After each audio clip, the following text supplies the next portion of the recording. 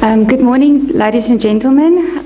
This morning I'm just going to give you a quick overview on one of our projects, which is the effect of DPA on fruit quality in pome fruit.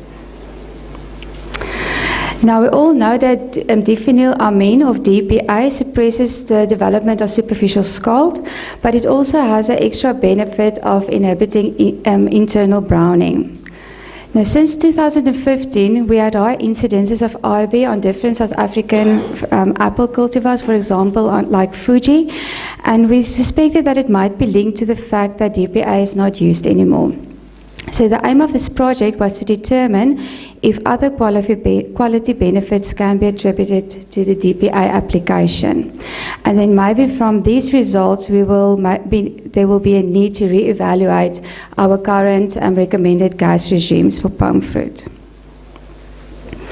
So with our materials and methods, crisp pink were harvested at the optimum harvest maturity. We got fruit from Grabouw and Ceres production area. Within each production area, we selected 3 sites. We selected sites based on sites that has a historic problem with IB to make sure that we did get IB within our trials.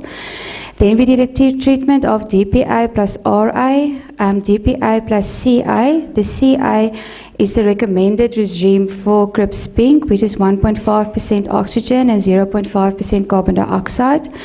Then we had a DPA plus high CO2, where the CO2 concentration was 2.5%, and then normal CA and then RA. The quality evaluations were then done after 3, 6, and 9 months of storage, with a 6-week shipping and handling period and a 7-day shelf life. So this is just the table at the top. It's just showing the maturity indexing of the fruit from Grabouw for site 1, 2, and 3, and the one at the bottom is for Ceres, site 1, 2, and 3. I just want to emphasize the starch conversion, where you will see that the starch conversion was very high, 48, 52, and 44. And again in Ceres, the 2 of the sites were already above 40% starch conversion. If you look at the results, this is the results from Grabouw for site 1, 2, and 3. We looked at diffuse browning, so this was our main focus. But if there was radial browning or CO2 damage, we also took note of captured that.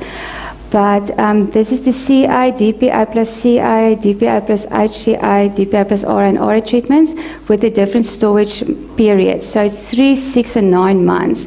But as you can see, for all the treatments, after 3 months, we already had above 10% of diffuse browning. Also the same for site 2, and also the same for site 3. We also did, as I mentioned, Ceres production area, and we got exactly the same trend. So all the treatments resulted in IB. Just a bit on soft scald, if I still have time. This is just a picture showing the soft scald. Okay, it's not very clear with the lights on, but this is the diffuse browning that we got within our trials. With regards to soft scald, all the sites which with the treatments DPA and RA and normal RA had soft scald after 6 months plus 6 weeks RA plus 14-day shelf life. At 2 of the sites, all the treatments had soft scald after 9 months plus 6 weeks plus 7 days. And we also found some soft scald on the DPA plus the treatment with the high CO2 concentration. So to conclude, the application of DPA in our trials did not prohibit IB development, especially diffuse browning.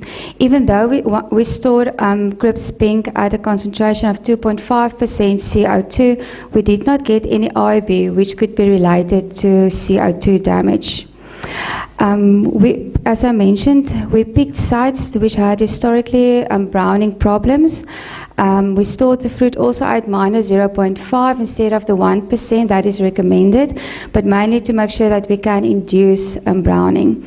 But since we got browning with all our trials, we decided in this year, which we are currently busy with, to include also a 1 MCP plus CI treatment, which is of course at the recommended CI regime of 1.5% oxygen and 0.5% CO2, and stored it at 1 degrees. Just to make sure, since this is the recommended treatment, if we don't get browning there, at least we know that the standard does work. Thank you very much.